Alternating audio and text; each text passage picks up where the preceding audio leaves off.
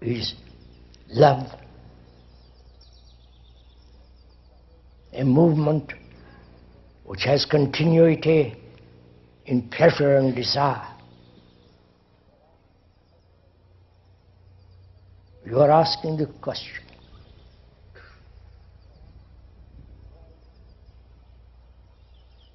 and why is it pleasure has become so extraordinarily important in the world?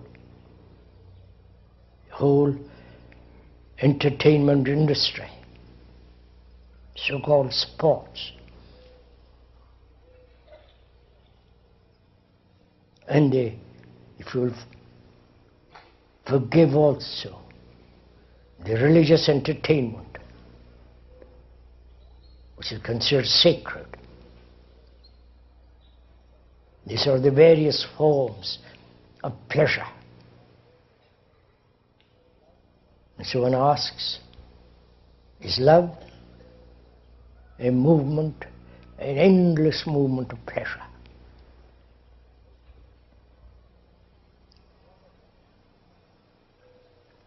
Is love attachment? Attachment to a belief, to a concept,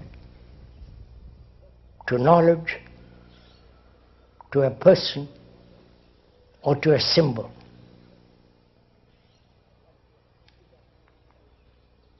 If attachment, in attachment there is fear, all the agony of being alone. So if one sees the consequences of attachment, one is attached to the country, to the flag, as everyone in the world is doing that. The separative, symbolic flag. Asiatics have their own flags, to which they are terribly attached, as in this country, for which you are willing to kill each other, which is what is happening now.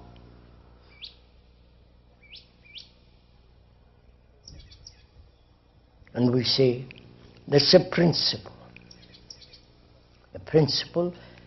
that a country which has become aggressive must be pushed back. And so we are willing to kill others. This has been the old repetition from the most ancient of days.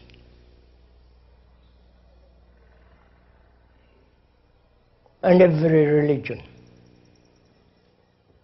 the most ancient ones and the recent ones of 2000 years,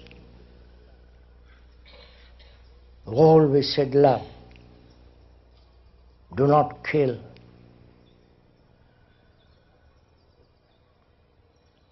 But our pleasure overcomes this edict.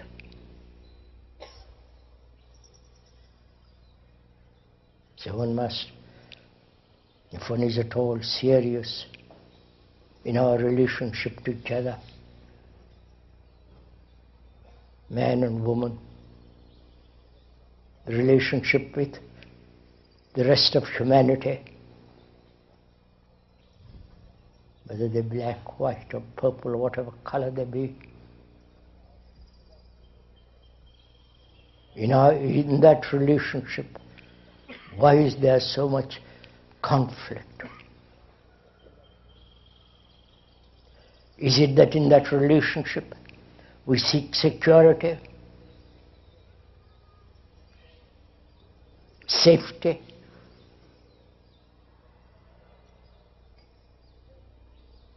and this search for security in relationship Is that, and naturally fulfillment in that relationship, is that love?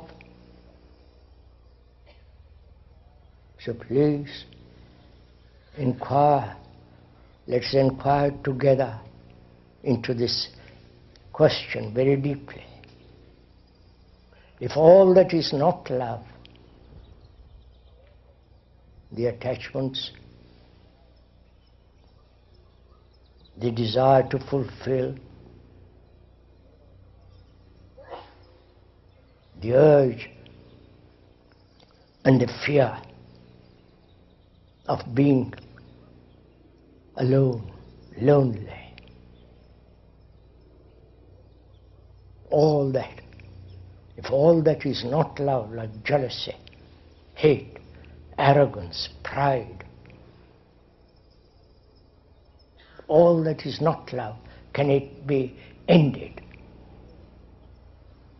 This is really quite a serious problem. Because we never end anything, come to an end. But we want, where there is ending, a replacement.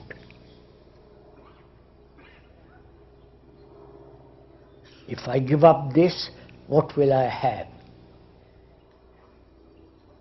So the question of ending a particular problem is really quite important. The ending. Because after all, as we're going to discuss a little later, the ending of life, which is called death,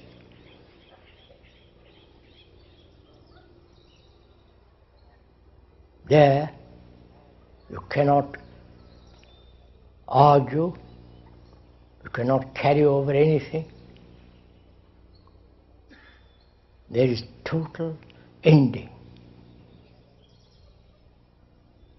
of your memories, attachments, and so on. So one should inquire most seriously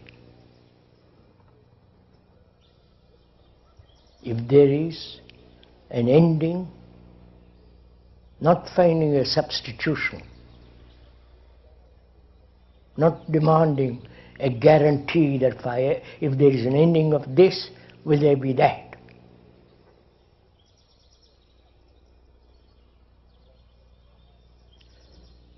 So we ought to inquire very deeply, as we said, can all the things which are false, like pride, arrogance, attachment and the desires, pleasures and so on, which obviously are not love, can all that end?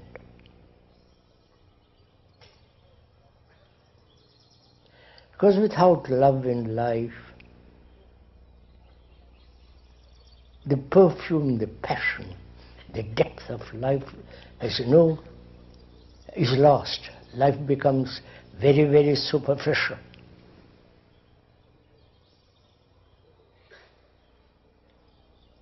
Very mundane, worldly,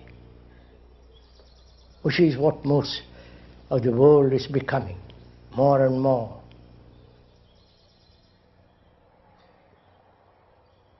Because we have never found out for ourselves what it is to love another.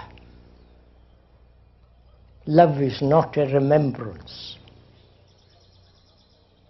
of past events and past pleasures. Love is not knowledge.